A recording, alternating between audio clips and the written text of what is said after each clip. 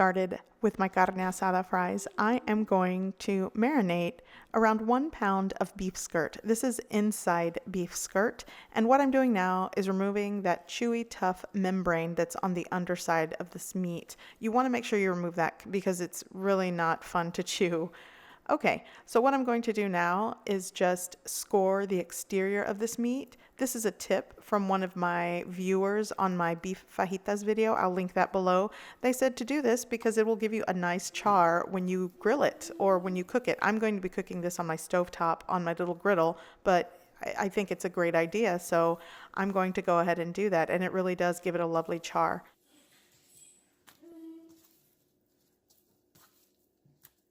So once I'm done doing that, I'm going to start preparing my marinade. So today I'm using 2 cutie oranges. These are around 2-ounce oranges and half of a lime. If you don't have cutie oranges, you don't have to use that. A navel orange, any orange that you can get your hands on.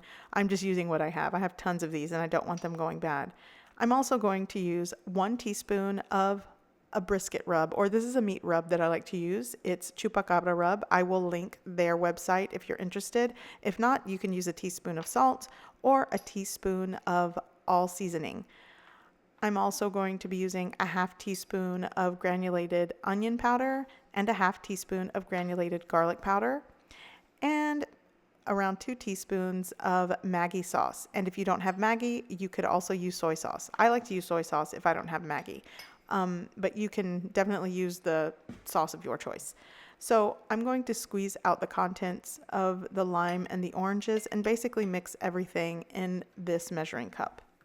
So while I'm doing this, I do want to mention that I have a couple of videos where I do basically a marinade for like a carne asada. I've done it several ways. So this kind of changes to what I have available. For example, right now, a convenient way is to use that chupacabra rub. I love that stuff. I use it on my chicken these days, steak, beef, pork, whatever. It's a great seasonal in my opinion.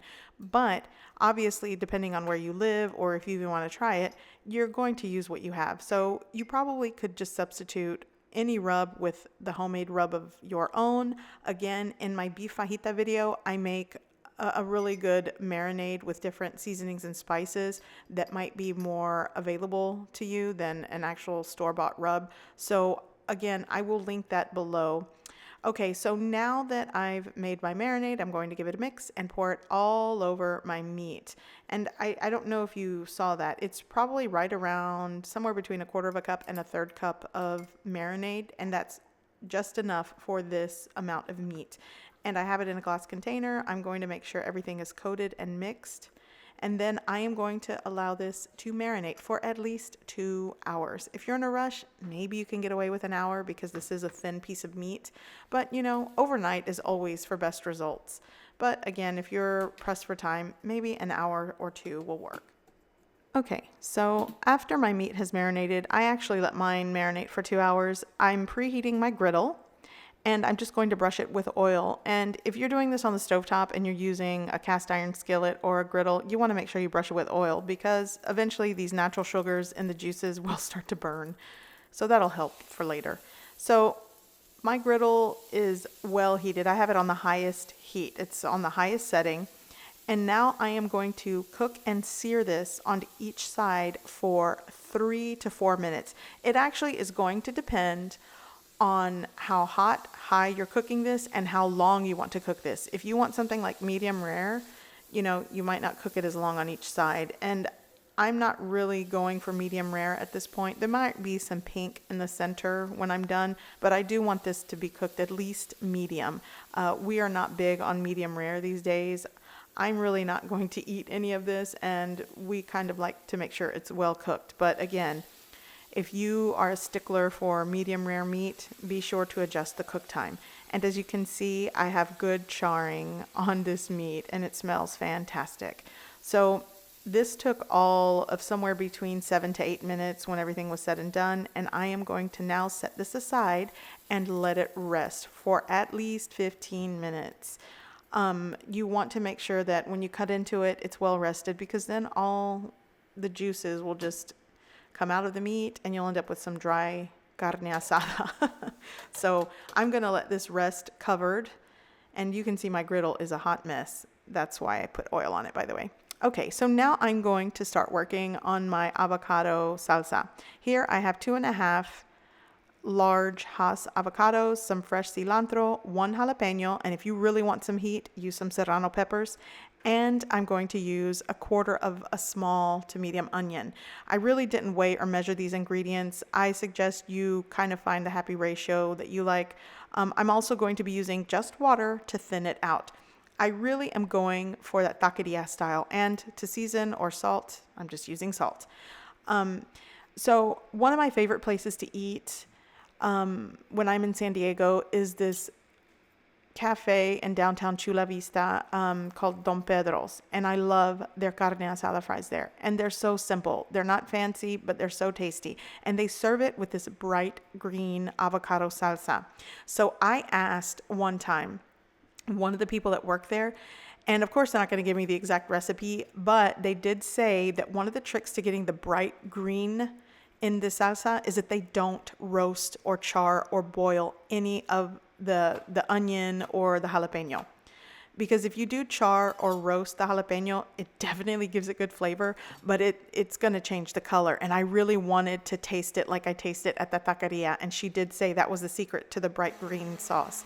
And you'll notice that I didn't use any garlic. And again, that was what she told me. So I just really like the way it comes out this way. You can definitely make it your own because obviously charring and roasting adds a lovely flavor to pretty much any type of salsa. But if you want it to be that bright green, fresh taqueria style, I mean, this works. I feel that it tastes exactly the same the way I get it when I go to that restaurant and get the carne asada fries. So it's up to you, but this is a pretty simple way to make it and we love it. Okay, so my avocado salsa is done. It's smooth and creamy, just the way I like it. Okay, and by the way, you want to salt to your preference. So I'm going to start making my French fries, and I am going to use a store-bought shoestring French fry that I will be double frying for that extra crunch. So here I have a medium-sized pan. I have almost filled it halfway with oil, and I'm also going to be placing my fries on that rack to rid of any residual oil. So I'm just going to test with one fry to see if my oil is ready. And for a more accurate temperature, you'll probably want to use a fry thermometer, and you want your oil to come up somewhere between 350, no hotter than 375.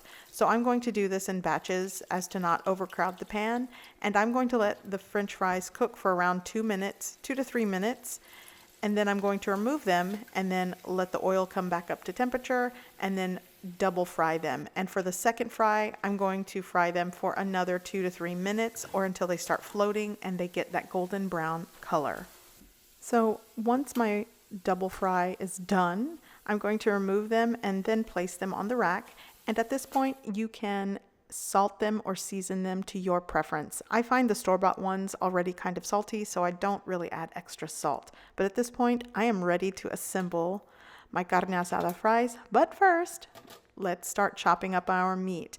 And I'm actually not going to chop all of the meat. Again, this is another comment from one of my subscribers.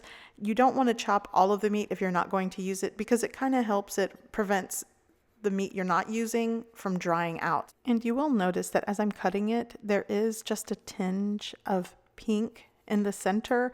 But if I had to guess, this is somewhere between medium and maybe medium well. It's not necessarily medium rare. And again, when you are cooking your marinated meat, you want to adjust the cook time according to what you prefer. So this is enough for the serving that I'm going to make. So I'm just going to chop these into pieces, and you'll notice that scoring and crosshatch really did char some of the exterior, and it really cooked it well. Look at this, very tender and still juicy because we let it rest. So I wish you luck when you make your carne asada on the stovetop. And like I always say, practice does make perfect, and you'll find the happy way to make your food. So I am ready to assemble these, and I do want to show you when I stored that avocado salsa, I put cling wrap on top to prevent it from oxidizing because there was no lime. Normally, if you make avocado, the lime juice does help preserve it better, but that's just another tip. And here I have some shredded Monterrey Jack cheese.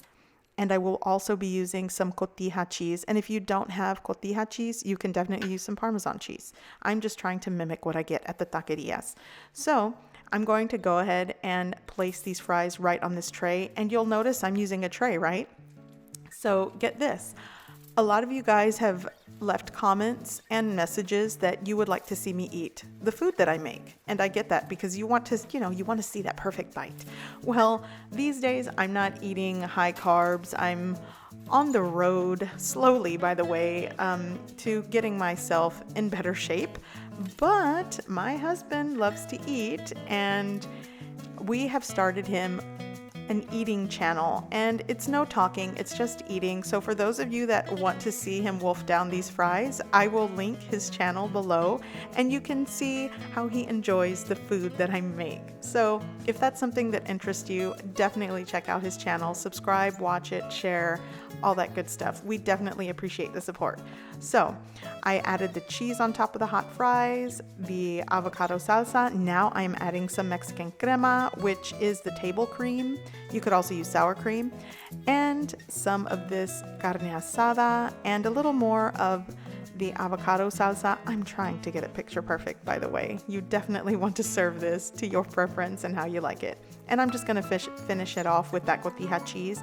And you could also add some red salsa to this. But here it is. These are my taqueria style carne asada fries. And I wish I could dig into this. But again, if you want to see my husband dig into these, definitely go to his channel. So as always, I hope you guys give this recipe a try. I hope you like it. And thanks for watching.